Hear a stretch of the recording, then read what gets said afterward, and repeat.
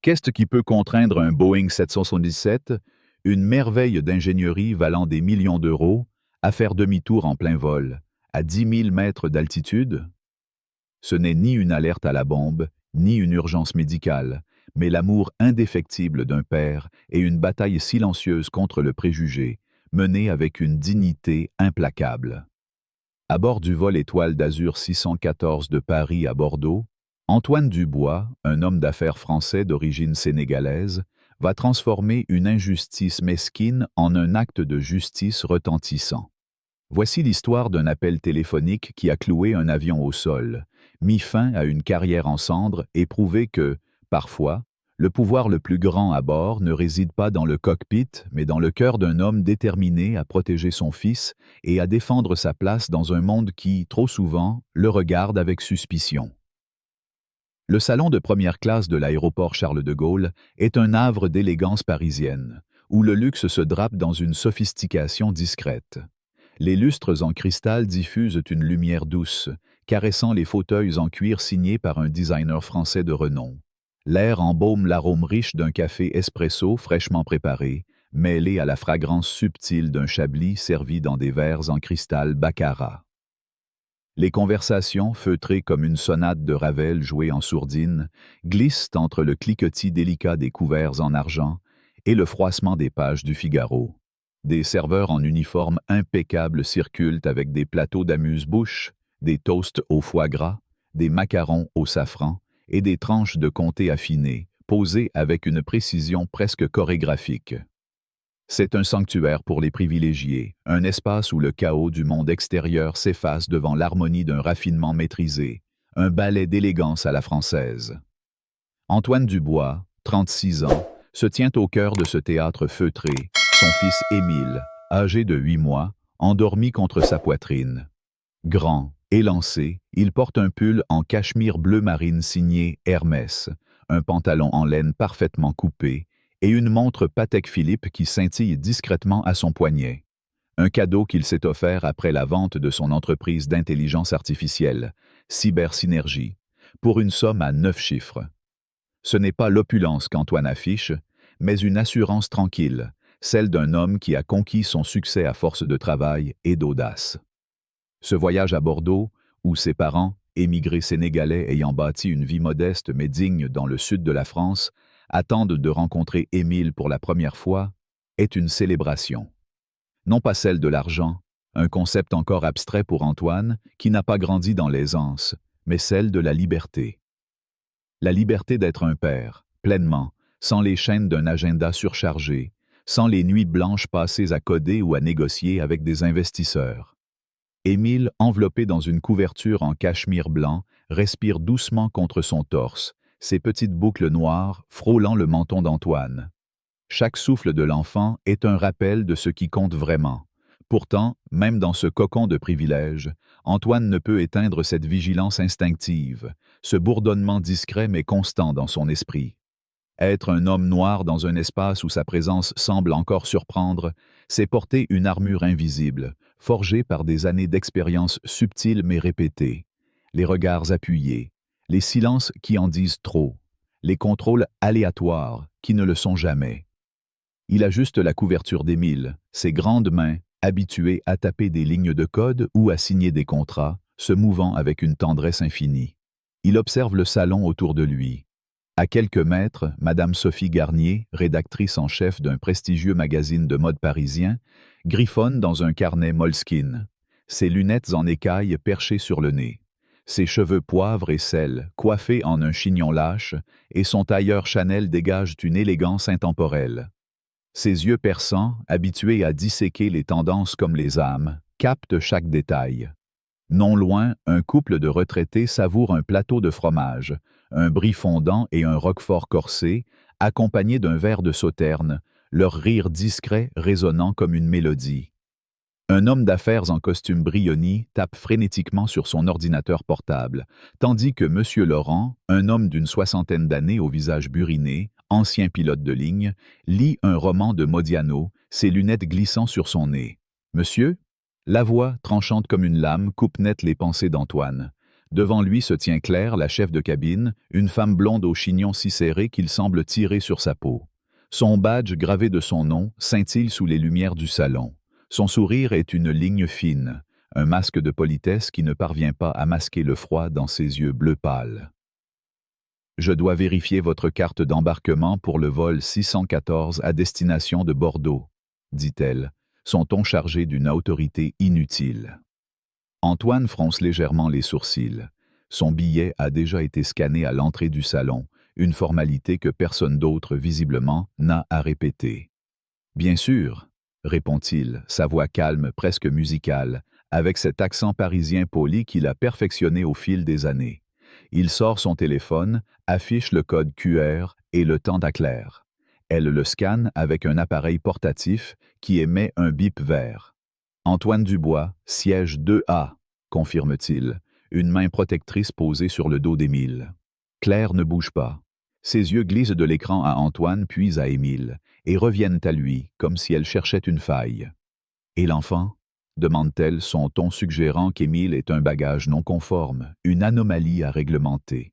« Émile Dubois, inscrit comme nourrisson sur mon billet », répond Antoine, une pointe d'irritation perçant sous son calme. Il sent le regard de Claire peser sur lui, analysant son pull Hermès, son pantalon impeccablement taillé, sa montre qui coûte plus cher que le salaire annuel de la plupart des gens. Elle semble additionner ces éléments, mais le résultat ne cadre pas avec le calcul qu'elle fait dans sa tête. « Je vais devoir voir une pièce d'identité, monsieur, » dit-elle, sa voix plus dure. « C'est la procédure. » Le mot « procédure » sonne comme une accusation. Antoine sent ce bourdonnement familier s'intensifier. Ce n'est pas la première fois qu'on lui demande de prouver son droit d'être là où il est. Il pourrait protester, souligner que personne d'autre dans ce salon n'est soumis à ce contrôle, mais Émile dort paisiblement, et sa priorité est de maintenir la paix. Lentement, il sort son passeport de son sac Longchamp, un choix discret mais coûteux, et le tend à Claire. Elle prend le document, ses ongles manucurés tapotant contre le plastique. Elle examine la photo, compare le visage d'Antoine à celui du passeport, son regard s'attardant quelques secondes de trop, comme si elle cherchait une raison de douter. Enfin, elle lui rend le passeport et le téléphone. « Merci de votre coopération, monsieur Dubois, » dit-elle, le mot « coopération » chargé d'une condescendance à peine voilée. Elle s'éloigne, sa démarche raide, presque militaire, laissant derrière elle un goût amer dans la bouche d'Antoine. Il regarde Émile, dont la petite bouche forme un bourgeon rose, et une vague d'amour féroce balaie son irritation. Il endure ses micro-agressions, ses regards, ses contrôles, ses procédures, pour lui, pour construire un monde où Émile n'aura pas à prouver sa place. 20 minutes plus tard, l'appel à l'embarquement pour la première classe résonne dans le salon. Antoine rassemble ses affaires, ajuste la couverture d'Émile et se dirige vers la porte d'embarquement. En traversant le pont d'accès à l'avion, il aperçoit Claire à nouveau, postée à l'entrée de l'appareil. Elle accueille un couple âgé avec un sourire chaleureux, ses manières soudainement affables. Mais dès qu'elle voit Antoine, son visage se ferme. « Carte d'embarquement », dit-elle, sa voix plate, dénuée de la courtoisie qu'elle réservait aux autres. Antoine tend son téléphone, elle le scanne, un autre bip vert. « Siège 2A », dit-il, prêt à avancer. Mais Claire lève une main, bloquant physiquement son chemin. « Je vais devoir voir votre pièce d'identité à nouveau, monsieur, juste pour être sûr. » L'audace de la demande est sidérante. Dans l'étroit couloir de la passerelle, avec d'autres passagers commençant à s'aligner derrière lui, ce n'est pas une question de sécurité, mais un jeu de pouvoir. « Je vous l'ai montré il y a moins d'une demi-heure dans le salon, » répond Antoine, sa voix basse, dangereusement calme. « Et je vous la demande encore, » rétorque Claire, son menton pointé en avant. Les réglementations de la TSA sont très strictes. C'est un mensonge éhonté, et Antoine le sait. Derrière lui, un homme d'affaires marmonne. Qu'est-ce qui retarde? Antoine sent les regards des autres passagers, un mélange de curiosité et d'impatience. Claire, avec son sourire crispé, semble attendre qu'il craque, qu'il fasse une scène, qu'il lui donne une raison de le cataloguer comme un problème. Mais Antoine n'est pas cet homme. Avec une respiration profonde, il sort à nouveau son passeport, le tend et soutient son regard. Satisfaite? Demande-t-il, sa voix dépourvue d'émotion. Claire hoche la tête, un rictus de victoire sur les lèvres. Bienvenue à bord, monsieur, dit-elle, le mot teinté d'une ironie mordante. Antoine avance dans la cabine de première classe, un espace de luxe où les sièges en cuir se transforment en lit, où chaque passager dispose d'un mini-bar et d'un écran individuel. Il s'installe au siège 2A, détache délicatement Émile de son porte-bébé et le pose dans le berceau fourni par la compagnie. L'enfant gémit doucement avant de se rendormir. Antoine s'assoit, le cuir du siège l'enveloppant comme une cage dorée. Dehors, le tarmac bourdonne d'activité, mais à l'intérieur, l'air est chargé d'une tension toxique. Il sait, avec une certitude qui lui glace les os, que ce n'est que le début. Claire a tracé une ligne dans le sable, et elle n'a pas fini. La cabine se remplit lentement. Madame Sophie s'installe au siège 1C, son carnet toujours à la main, ses yeux observant Claire avec une intensité de journaliste aguerri. Monsieur Laurent, l'ancien pilote, prend place en 3B, son roman de Modiano ouvert mais ses oreilles attentives. Un autre passager, une femme d'une quarantaine d'années, élégante dans une robe Dior, s'installe près de la fenêtre, ses écouteurs Bose coupant le monde extérieur.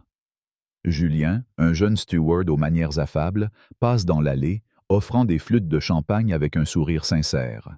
Quand il arrive à Antoine, il baisse la voix. « Monsieur Dubois, puis-je vous offrir quelque chose?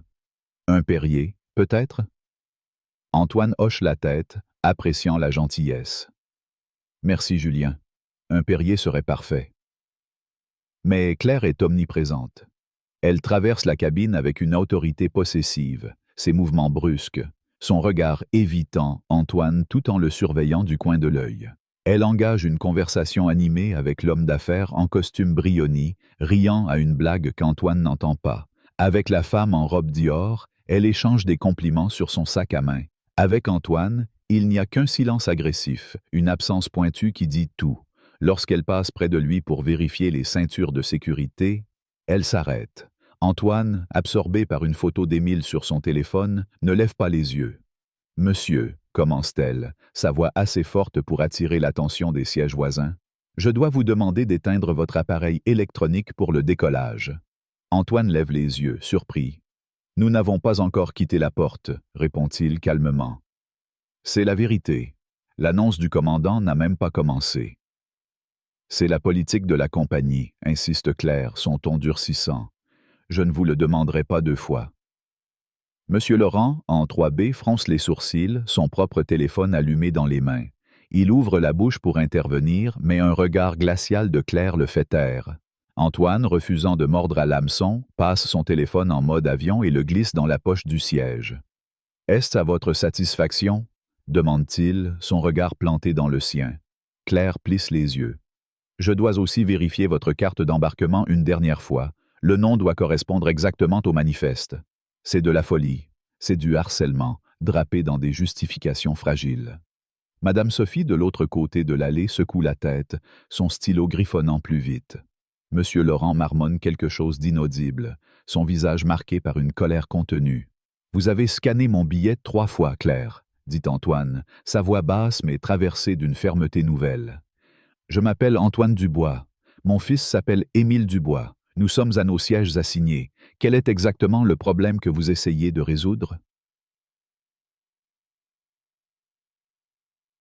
Claire rougit, une tache rouge sur ses joues. « Le problème, monsieur, » rétorque-t-elle, sa voix dégoulinante de condescendance, « est d'assurer la sécurité de tous les passagers à bord. Certains ne réalisent pas à quel point cela demande d'efforts. » Elle parle à Antoine, mais son discours s'adresse aux autres, une tentative de le peindre comme un fauteur de troubles. « J'apprécie la sécurité, » répond Antoine, son regard inébranlable. « Je l'apprécie lorsqu'elle est appliquée équitablement. Lorsqu'elle devient un outil de harcèlement, mon appréciation s'estompe. » Un murmure parcourt les sièges voisins.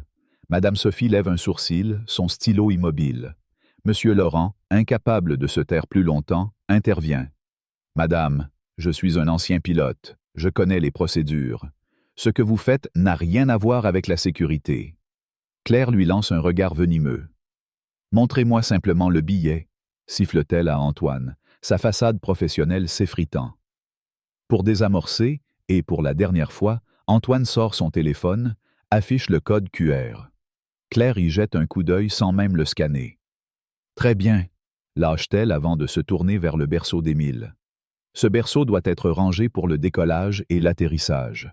L'enfant doit être sur vos genoux. Je suis au courant, répond Antoine. J'attendais l'annonce finale de vérification de la cabine. Considérez ceci comme votre annonce, rétorque Claire avant de s'éloigner vers la cuisine de bord. Antoine prend d'une profonde inspiration, son cœur battant un rythme furieux. Il soulève délicatement Émile, toujours endormi, et le serre contre lui. Ce qui compte, c'est son fils. Tout le reste n'est que bruit. Mais ce bruit, il le sait, est loin d'être fini. Claire a déclaré la guerre, et Antoine, avec la patience d'un homme qui a bâti un empire de rien, prépare sa riposte. Dans la cabine feutrée de la première classe du vol Étoile d'Azur 614, à 10 000 mètres au-dessus de l'Atlantique, l'air est saturé d'une tension presque palpable. Antoine Dubois, tenant son fils Émile contre son torse, sent le poids des regards, certains curieux, d'autres compatissants, mais tout témoin d'une injustice qui se déroule sous leurs yeux. Claire, la chef de cabine, a franchi une ligne, transformant une simple vérification en une campagne de harcèlement ciblé. Mais Antoine, avec la froide précision d'un stratège, prépare une réponse qui ne se contentera pas de rétablir l'équilibre. Elle ébranlera les fondations mêmes de l'arrogance de Claire. Ce n'est plus une question de patience, c'est une question de justice, et Antoine sait que la justice, comme un bon vin français, exige du temps, de la finesse et une exécution parfaite. La cabine de première classe est un microcosme de privilèges, où le luxe se manifeste dans les moindres détails. Des sièges en cuir qui s'inclinent en lit, des écrans tactiles offrant une sélection de films d'auteurs français et un mini-bar proposant des bouteilles de Perrier et de Château Margaux. Les hublots laissent entrevoir un ciel d'un bleu infini, mais l'atmosphère à l'intérieur est lourde, comme si l'oxygène lui-même portait le poids du conflit qui couve. Antoine, assis au siège 2A, berce doucement Émile, dont les petits gémissements signalent un besoin imminent de changer sa couche. Il se prépare à se lever, son sac allongé Longchamp à la main, quand Claire réapparaît dans l'allée, comme surgie de nulle part. Elle tient une cafetière en argent, un accessoire qui semble, dans ses mains, moins un outil de service qu'une arme de contrôle. « Où pensez-vous aller, monsieur ?» demande-t-elle, son ton plus proche de celui d'un gardien de prison que d'une hôtesse de l'air. « Je vais à la salle de bain pour changer la couche de mon fils, » répond Antoine, sa voix un mélange de calme et de fermeté, comme un diplomate face à une provocation. Claire esquisse un sourire narquois, ses lèvres pincées en une ligne mince. « Cette cabine n'est pas une nurserie, » rétorque-t-elle, son corps bloquant l'allée. « Nous devons penser aux autres passagers. » Le sous-entendu est clair. La présence d'Émile, et par extension celle d'Antoine, est une perturbation dans cet espace d'élite. Antoine sent la colère monter, mais il la contient, son regard fixé sur Claire. « Je suis conscient des autres passagers, » dit-il, sa voix basse mais tranchante. « C'est pourquoi je vais utiliser la salle de bain privée, conçue précisément pour ce genre de situation. » Claire ne cède pas. Le commandant a demandé que la zone avant, y compris la salle de bain, reste libre pour le moment, ment-elle avec une assurance qui frise l'insolence. Aucune annonce de ce genre n'a été faite, et la salle de bain est visiblement libre. Madame Sophie Garnier, assise au siège 1C, lève les yeux de son carnet Moleskine, ses lunettes glissant sur son nez. « Ce n'est pas vrai, » intervient-elle, sa voix claire et autoritaire, teintée de l'élégance d'une Parisienne habituée à ne pas être contredite. « J'étais là il y a 2 minutes, et la zone est parfaitement accessible. » Claire lui lance un regard venimeux, mais Sophie soutient son regard, son stylo suspendu au-dessus de son carnet, prête à documenter. Antoine, tenant toujours Émile, qui commence à s'agiter, poursuit. « Mon fils a besoin d'être changé maintenant. C'est une question d'hygiène, pour lui et pour tout le monde à bord. » Claire, loin de reculer, double la mise. « Peut-être auriez-vous dû y penser avant d'amener un bébé dans un espace confiné pendant 5 heures, » lâche-t-elle, sa voix basse mais venimeuse. « Cette cabine est de première classe, pas une garderie. » Les mots tombent comme une gifle. Un silence choqué s'installe dans la cabine. Monsieur Laurent, l'ancien pilote en siège 3B, pose son roman de Modiano et se redresse, son visage marqué par une colère contenue. « C'est inacceptable », murmure-t-il, assez fort pour être entendu. Julien, le jeune steward, qui observe depuis l'arrière de la cabine, pâlit, ses mains serrant nerveusement un plateau de verre. Émile, sentant la tension, commence à pleurer, ses petits cris perçant le silence. Antoine, toujours maître de lui, ajuste son fils dans ses bras, son regard fixé sur Claire. « Écartez-vous, Claire, » dit-il, sa voix calme mais empreinte d'une autorité nouvelle, celle d'un homme qui n'a plus rien à perdre. Claire, sentant qu'elle perd le contrôle, s'enhardit. « Je suis la chef de cabine de cet avion, » siffle-t-elle, son menton relevé. « Vous ferez ce que je dis. J'exige de voir votre pièce d'identité maintenant. » La demande est absurde, grotesque même. « Vous voulez voir mon passeport ?» répète Antoine, non pas comme une question, mais comme une déclaration d'incrédulité. « Maintenant, alors que je tiens mon fils qui pleure et qui a besoin d'être changé, vous me demandez mon identité pour la 4e fois sur ce vol ?» Claire, sentant qu'elle a l'avantage, pousse plus loin. « J'ai des raisons de croire que vous n'êtes pas la personne indiquée sur ce billet, » dit-elle, sa voix s'élevant, jouant pleinement la carte de la suspicion. « Vous ne correspondez pas au profil. » Les mots tombent comme des pierres dans la cabine silencieuse. Sophie, horrifiée, sort son téléphone et commence à enregistrer discrètement. Monsieur Laurent, incapable de se taire plus longtemps, intervient. « Le profil ? Et quel profil est-ce que, madame ? Celui d'un homme noir qui n'aurait pas sa place en première classe. » Sa voix, rauque d'une carrière passée dans les cockpits, porte l'autorité d'un homme qui a vu le monde changer, mais pas assez. Claire, prise de court, rougit violemment. « Je n'ai pas à me justifier, » crache-t-elle. « Montrez-moi votre pièce d'identité, ou je demanderai au commandant de faire appeler les autorités à l'arrivée. » C'est le moment où quelque chose en Antoine se cristallise. La colère, l'humiliation, la frustration, tout cela se fond en une clarté froide, aiguisée. Ce n'est plus seulement une question de son propre orgueil, c'est une question de son fils, de l'avenir qu'il veut lui offrir. Claire n'a pas seulement insulté Antoine, elle a fait d'Émile, un bébé innocent, une cible de son mépris. Il baisse les yeux sur son fils, dont les pleurs s'intensifient, et murmure. « Tout va bien, mon petit. Papa va arranger ça. » Puis, avec une lenteur délibérée, il sort son téléphone de la poche de son siège, ignorant l'avertissement de mode avion. Il ouvre ses contacts, fait défiler jusqu'au nom en haut de la liste. François Moreau, PDG d'Étoile d'Azur, un homme qu'il connaît depuis des années, depuis une négociation tendue autour d'un contrat de logiciel pour la logistique de la compagnie. Claire, voyant le téléphone, ricane. « Qui appelez-vous ? Le service des plaintes ? Il n'ouvre pas avant 3 heures. » Antoine l'ignore, ses doigts tapant sur l'écran avec une précision chirurgicale. La fonction d'appel Wi-Fi, un privilège de la première classe, se connecte instantanément. Une sonnerie, puis 2. Une voix répond, rauque de sommeil mais immédiatement alerte. « Antoine, tout va bien ?» Claire, entendant le ton familier de l'autre côté de la ligne, perd son sourire narquois. « François, désolé de vous réveiller, » dit Antoine, sa voix lisse comme du verre. « Nous avons une situation. » Il ne détourne pas les yeux de Claire, qui commence à comprendre que quelque chose lui échappe. « Je suis sur votre vol 614 de Paris à Bordeaux, » poursuit-il, son ton d'une sérénité presque effrayante. « Et j'ai besoin que vous fassiez quelque chose pour moi. J'ai besoin que vous annuliez ce vol. » Un silence stupéfait s'abat sur la ligne. Dans la cabine, les passagers proches, qui entendent des bribes de la conversation, se figent. Sophie, son téléphone toujours en main, zoome discrètement sur le visage de Claire, dont la mâchoire s'affaisse, la cafetière en argent tremble dans sa main. « Annulé ?» répète François Moreau, maintenant pleinement réveillé. « Antoine, de quoi parlez-vous? Y a-t-il une menace à la sécurité? Un problème mécanique? Expliquez-moi. » Antoine ne flanche pas. La menace, François, est pour votre marque, dit-il, ses mots pesés avec soin.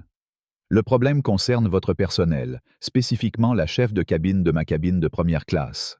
Elle m'a harcelé depuis le salon à Charles de Gaulle, vérifiant mon identité à 4 reprises, me bloquant l'accès à la salle de bain pour changer mon fils et me menaçant de faire arrêter à l'arrivée. Tout cela parce qu'elle ne croit pas qu'un homme noir a sa place dans sa cabine. Chaque mot est un coup de marteau, précis et implacable. Les passagers autour, dont Sophie et Laurent, échangent des regards choqués. Julien, à l'arrière, baisse les yeux, honteux de son silence. François, à l'autre bout de la ligne, change de ton. « Donnez-moi son nom, » dit-il, sa voix glaciale. « Et celui du commandant. »« Elle s'appelle Claire, » répond Antoine. « Je n'ai pas eu le plaisir de rencontrer le commandant, étant donné que j'ai été occupé à être profilé racialement pendant les 2 dernières heures. » Émile, calmé par le bercement de son père, regarde la scène avec de grands yeux curieux. François, maintenant en mode crise, aboie. « C'est inacceptable. Une plainte officielle sera déposée. Elle sera licenciée avant que vous n'atterrissiez, Antoine, je vous le promets. » Mais Antoine secoue la tête, même si François ne peut le voir.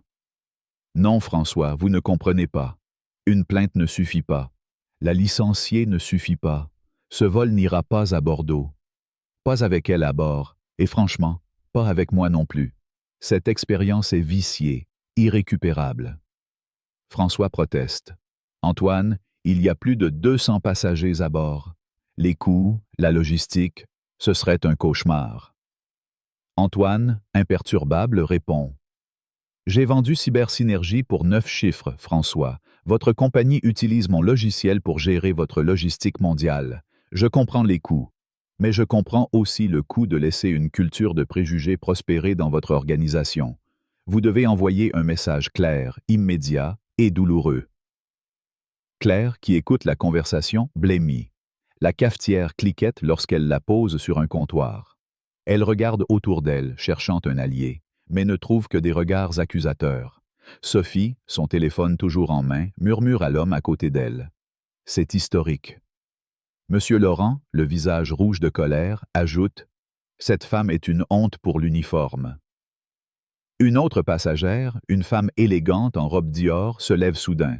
« Madame, » dit-elle à Claire, sa voix claire et autoritaire, « je suis Isabelle Moreau, rédactrice en chef de l'Express.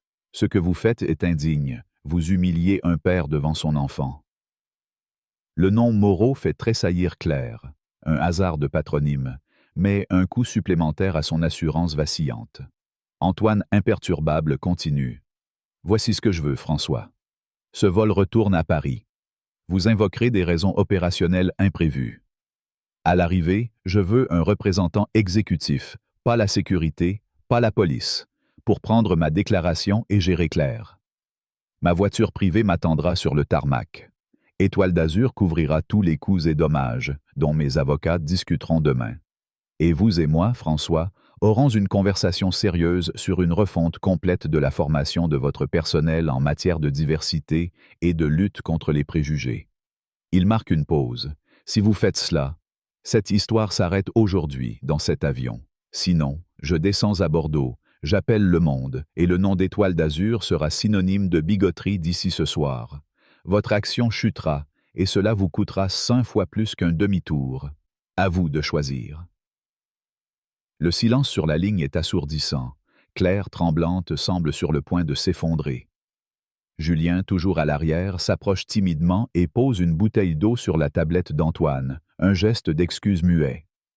Enfin, François répond, sa voix lourde de résignation. « Demi-tour autorisé. L'ordre est transmis au cockpit. Un représentant vous attendra à l'arrivée. Je suis profondément désolé, Antoine. » Antoine hoche la tête. « Je sais, » dit-il simplement avant de raccrocher.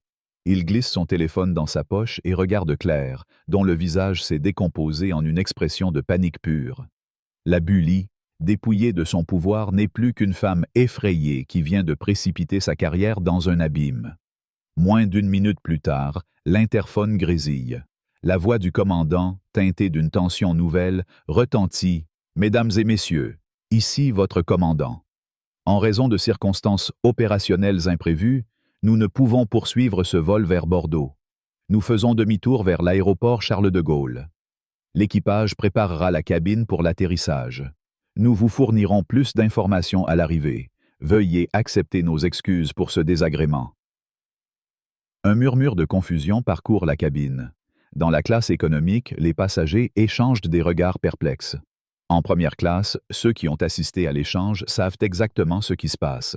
Claire, vacillante, s'appuie contre le mur de la cuisine de bord, son visage blême. Julien, dépassé, commence à distribuer des couvertures, évitant soigneusement le regard de sa supérieure. Sophie, son téléphone toujours en main, envoie un message rapide à son rédacteur en chef. Article exclusif en préparation. Une chef de cabine raciste cloue un avion au sol. Isabelle Moreau, la rédactrice de l'Express, note elle aussi, son visage grave. Monsieur Laurent, secouant la tête, murmure. C'est la fin pour elle. Antoine, tenant Émile qui s'est calmé, regarde par le hublot. Le ciel est toujours d'un bleu éclatant, mais l'horizon a changé. Il n'a pas seulement défendu sa dignité, il a ébranlé un système. La guerre n'est pas finie, mais la première bataille s'est gagnée. Claire, dans la cuisine de bord, tire le rideau, comme si elle pouvait se cacher de la tempête qu'elle a elle-même déclenchée. Mais Antoine sait que le véritable orage est à venir, et il sera sur ses termes. Lorsque le Boeing 767 d'Étoile d'Azur atterrit à l'aéroport Charles de Gaulle, sous un ciel parisien d'un gris argenté, l'atmosphère dans la cabine est électrique, comme si l'air lui-même vibrait sous l'effet d'un drame qui dépasse les simples frontières d'un vol interrompu. Antoine Dubois, tenant son fils Émile dans ses bras, descend de l'avion, le regard droit, sa dignité intacte. Ce n'est pas seulement une victoire personnelle qu'il a remportée, c'est le début d'un changement profond, un ébranlement des fondations d'une culture d'entreprise qui a trop longtemps toléré l'injustice sous couvert de protocole. Alors que le tarmac s'étend devant lui, baigné par la lumière douce d'un matin parisien, Antoine sait que l'histoire qu'il a déclenchée ne s'arrête pas ici. Ce n'est pas seulement Claire, la chef de cabine, qui a été vaincue. C'est un système de préjugés qui commence à trembler. Et Antoine, avec la précision d'un stratège et l'âme d'un père, est déterminé à transformer cette turbulence en un vent de réforme. L'annonce du commandant, vague et impersonnelle, a laissé les passagers de la classe économique dans une confusion bruyante, leurs murmures s'élevant comme une vague dans le fond de l'avion. En première classe, cependant, le silence est presque sacré. Les témoins de l'affrontement, Madame Sophie Garnier, rédactrice en chef d'un magazine de mode, Monsieur Laurent, l'ancien pilote, et Isabelle Moreau, rédactrice de l'Express, savent que ce qu'ils ont vu n'est pas un simple incident. C'est un moment charnière, un de ces instants où l'histoire bascule.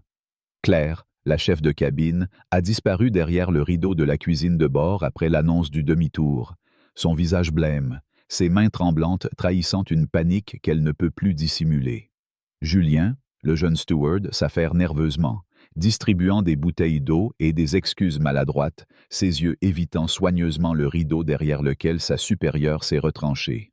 Lorsque l'avion s'immobilise sur une aire isolée du tarmac, loin du terminal principal, deux figures apparaissent à la porte de la cabine. La première est le commandant, un homme aux cheveux grisonnants, ses 4 galons brillant sur ses épaulettes, son visage marqué par une gravité inhabituelle. La seconde est une femme en tailleur bleu marine, Élise Garnier, vice-présidente des services en vol d'Étoile d'Azur. Son allure, impeccable comme une couverture de vogue, contraste avec la tension dans ses yeux. Elle s'avance dans la cabine, son regard balayant les passagers de première classe. « Mesdames et messieurs, » commence-t-elle, sa voix claire mais teintée d'une solennité rare. « Au nom du PDG d'Étoile d'Azur, François Moreau, et de toute l'entreprise, je tiens à vous présenter nos excuses les plus sincères pour cette perturbation. Une enquête complète est en cours, et nous prenons cette situation avec le plus grand sérieux. » Ses yeux se posent sur Antoine. « Monsieur Dubois, si vous voulez bien me suivre, votre voiture vous attend. » Le commandant, sans un mot, se dirige vers la cuisine de bord et tire le rideau d'un geste sec. « Claire, dit-il, sa voix basse mais tranchante comme une lame. Avec moi, maintenant. » Claire émerge, méconnaissable. Son chignon sévère s'est relâché, des mèches de cheveux blonds tombant en désordre autour de son visage pâle, marqué par des larmes qu'elle n'a pas réussi à retenir. Son uniforme, autrefois symbole de son autorité, semble froissé, comme si elle portait le poids de sa propre chute. Elle évite les regards des passagers, ses yeux fixés sur le sol. Le commandant lui tend la main. Vos accréditations, votre badge. Tout de suite. Claire, les mains tremblantes, fouille dans son sac, extrait son badge d'identification et le lui remet. Ce petit rectangle de plastique qui fut son sceptre est maintenant une pièce à conviction dans l'exécution de sa carrière. Vous êtes suspendu en attendant votre licenciement, ajoute le commandant, son ton sans appel. Vous serez escorté hors des lieux. Antoine, tenant Émile qui babille doucement, rassemble ses affaires avec une lenteur délibérée. Alors qu'il se dirige vers la sortie, Claire lève les yeux, son regard chargé d'une colère désespérée. « Vous avez ruiné ma vie », murmure-t-elle, sa voix brisée. Antoine s'arrête, juste un instant, et la regarde. Non pas avec colère, mais avec une pitié détachée, celle qu'on réserve à quelqu'un qui s'est infligé sa propre chute. « Non, Claire, » répond-il, sa voix calme mais claire. « Vous l'avez fait vous-même. Vous avez construit un monde où vous jugez les gens sur la couleur de leur peau plutôt que sur leur caractère. Aujourd'hui, vous devez simplement vivre dans ce monde. » Sans attendre de réponse, il sort de l'avion, descendant les escaliers menant directement au tarmac, où une Citroën DS9 noire, lustrée comme une œuvre d'art, l'attend, son moteur ronronnant doucement. Élise Garnier marche à ses côtés, son professionnalisme masquant à peine son embarras. « Monsieur Dubois, je ne peux vous exprimer à quel point nous sommes désolés. Nous avons réservé une suite au Georges Tevient si vous en avez besoin. Tous les autres passagers seront réacheminés avec un remboursement complet et un bon de voyage de 1 000 €. Tout ce dont vous avez besoin, c'est à vous. » Antoine, installant Émile dans un siège auto déjà préparé, secoue la tête. « Je veux rentrer chez moi, » dit-il simplement, « et je veux m'assurer que cela n'arrive plus jamais à personne. » Élise hoche la tête, ses lèvres pincées. « Monsieur Moreau prend cela très au sérieux. La réunion que vous avez demandée est déjà à son agenda. » Alors que la DS9 s'éloigne, Antoine jette un dernier regard sur l'avion. Le Boeing 777, une merveille d'ingénierie, repose silencieux sur le tarmac, son voyage interrompu, son horaire bouleversé, ses centaines de passagers désorientés. Tout cela à cause d'une femme incapable d'accepter qu'un homme noir puisse légitimement occuper un siège en première classe. Mais ce n'est que le début. Alors que la voiture glisse dans les rues de Paris, longeant la Seine sous un ciel chargé de promesses, Antoine sait que l'onde de choc de cet incident ne fait que commencer. Dans les heures qui suivent, l'histoire explose. Sophie Garnier, la journaliste, n'a pas perdu de temps. Depuis la file d'attente chaotique du réenregistrement à Charles de Gaulle, elle télécharge la vidéo qu'elle a enregistrée. Un clip de 45 secondes montrant Claire bloquant Antoine, son visage tordu par la malveillance, alors qu'elle prononce les mots fatidiques. « Vous ne correspondez pas au profil. » Accompagnée d'un compte-rendu détaillé de l'incident, du salon à l'affrontement final, elle publie le tout sur Twitter, taguant Étoile d'Azur, Le Monde, Le Figaro et plusieurs autres médias. Le hashtag #étoileclaire devient viral en quelques heures. Isabelle Moreau, de l'Express, tweet également, son message laconique mais percutant. « Un scandale à 10 000 mètres. Étoile d'Azur doit répondre de ses actes. » Les internautes, armés de leur curiosité insatiable, déterrent rapidement le nom complet de Claire, Claire Beaumont, et des captures d'écran de ses anciens posts sur les réseaux sociaux, révélant un historique de remarques xénophobes et discriminatoires. Elle devient, en un instant, le visage de la bigoterie moderne, un symbole de ce que la France, dans ses idéaux républicains, rejette. L'onde de choc est immédiate.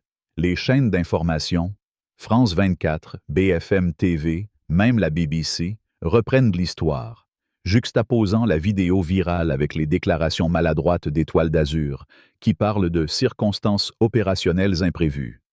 Sur les réseaux sociaux, Claire est doxée. Son adresse, son passé, tout est exposé. Elle reçoit des menaces, devient une paria, incapable de sortir de chez elle sans être reconnue. Sa carrière dans l'aviation ou dans n'importe quel secteur en contact avec le public est terminée. Mais pour Antoine, ce tumulte médiatique n'est que du bruit. Son focus est ailleurs. 2 jours plus tard, il est assis dans une salle de réunion au siège d'Étoile d'Azur, face à François Moreau, un homme dont le costume impeccablement coupé ne peut masquer l'épuisement dans ses yeux. Le conseil d'administration est en panique, commence François, sans préambule. Notre action a chuté de 12%. C'est une catastrophe. Antoine, tenant Émile sur ses genoux, le regarde avec un calme olympien. C'est une opportunité, François, répond-il, sa voix ferme mais empreinte d'une conviction presque poétique. Une chance de faire quelque chose de réel. Vos séminaires de diversité habituels sont inutiles. Ce sont des cases à cocher pour éviter les poursuites, pas pour changer les cœurs. Il pose un dossier sur la table en acajou, un document détaillé, audacieux, coûteux. Je propose la création d'une fondation indépendante, financée par Étoile d'Azur, appelée l'Initiative Dubois-Moreau pour l'empathie. Elle utilisera la réalité virtuelle, des témoignages vécus et des analyses basées sur des données pour montrer à vos employés ce que ressent la discrimination. Nous les mettrons dans la peau de ceux qu'ils jugent. Et je veux que Julien, le jeune steward de ce vol, soit l'un des premiers conseillers. Il était effrayé, mais il était décent. C'est le genre de personne autour de laquelle vous devez construire. François lit le dossier, ses yeux s'écarquillant devant l'ampleur du projet. C'est ambitieux, presque utopique, mais brillant. Ce n'est pas seulement une excuse, c'est une solution, un moyen de transformer le pire désastre de relations publiques de l'histoire de la compagnie en une histoire de rédemption. Vous feriez cela? Demande François, un éclat d'espoir dans la voix. Vous nous aideriez? Antoine secoue la tête, un sourire doux mais résolu sur les lèvres. Je ne le fais pas pour vous, François. Je le fais pour Émile. Je ne veux pas qu'il ait à passer le même appel que moi dans 30 ans. L'initiative Dubois-Moreau est annoncée 1 semaine plus tard, saluée par la presse comme une avancée révolutionnaire dans la responsabilité d'entreprise. Julien, promu conseiller principal, devient une voix respectée au sein de la compagnie, guidant les premières sessions de formation. Sophie Garnier publie un article percutant dans son magazine, intitulé « Un vol pour la justice », qui détaille l'histoire d'Antoine et appelle à une réforme systémique dans l'industrie aérienne.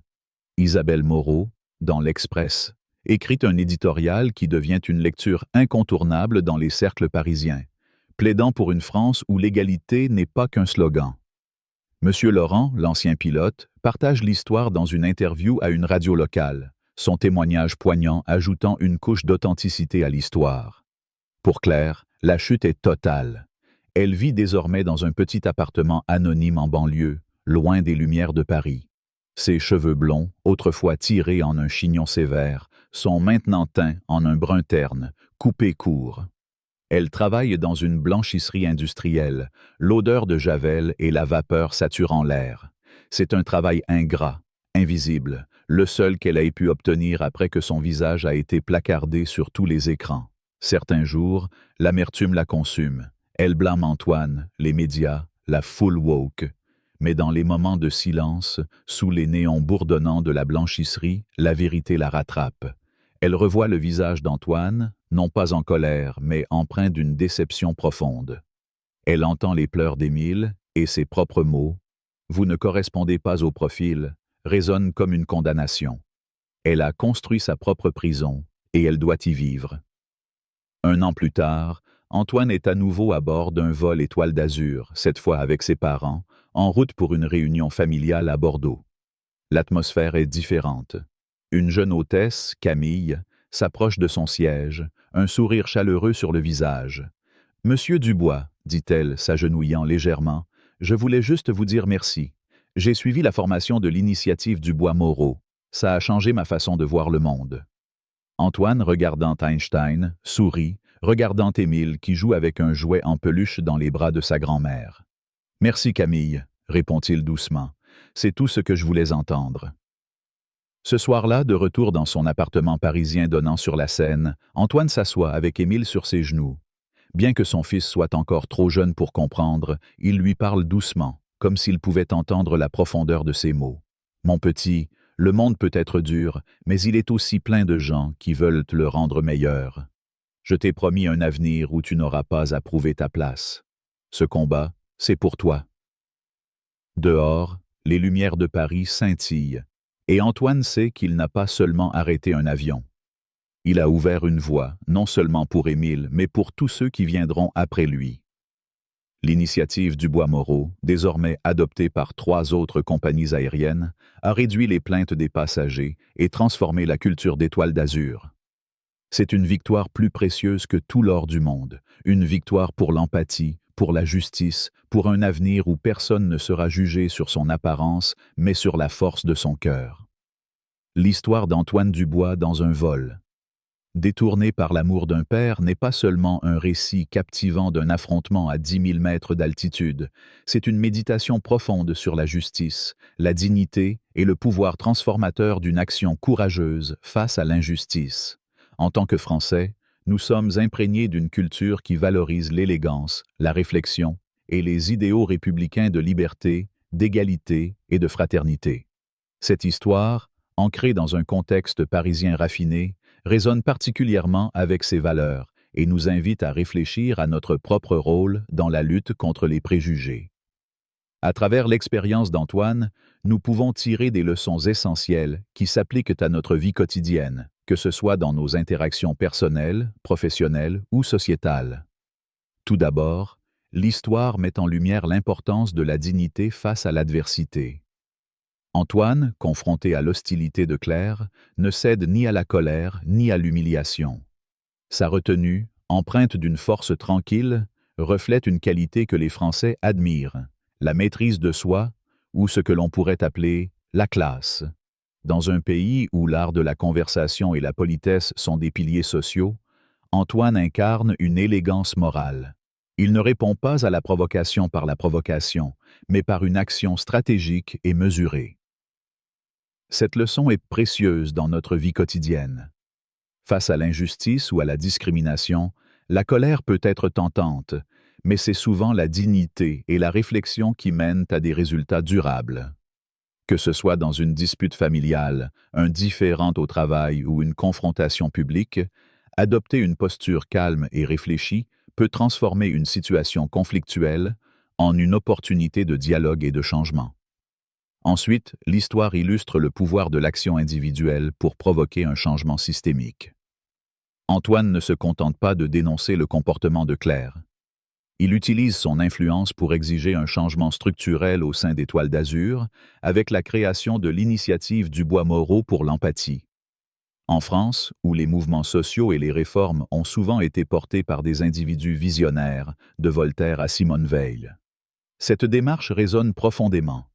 Elle nous rappelle que chacun de nous, à son échelle, peut être un catalyseur de progrès. Dans nos vies, cela peut se traduire par des actions concrètes. Signaler une injustice au travail, sensibiliser son entourage aux préjugés inconscients ou s'engager dans une association locale pour promouvoir l'inclusion. Comme Antoine, nous devons reconnaître que le changement commence par une voix qui refuse de se taire, même lorsque cette voix tremble. Un autre enseignement clé est l'importance de l'empathie comme antidote aux préjugés.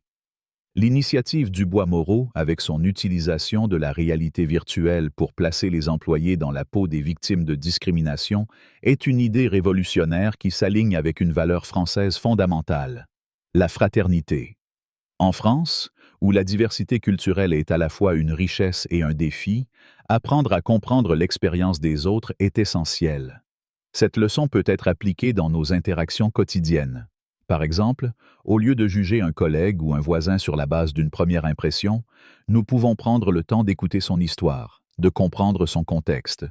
Cela demande un effort conscient, mais, comme le montre l'histoire, c'est un effort qui peut transformer des mentalités et créer des ponts là où il y avait des murs. L'histoire met également en avant le rôle de la communauté dans la lutte contre l'injustice.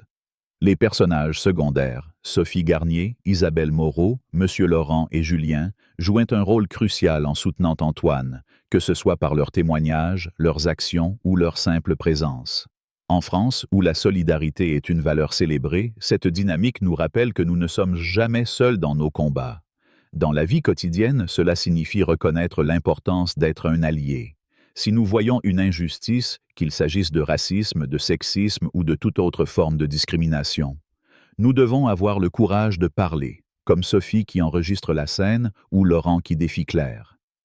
Être un allié, c'est parfois aussi simple que d'offrir un mot de soutien, comme Julien avec son geste discret d'apporter une bouteille d'eau à Antoine.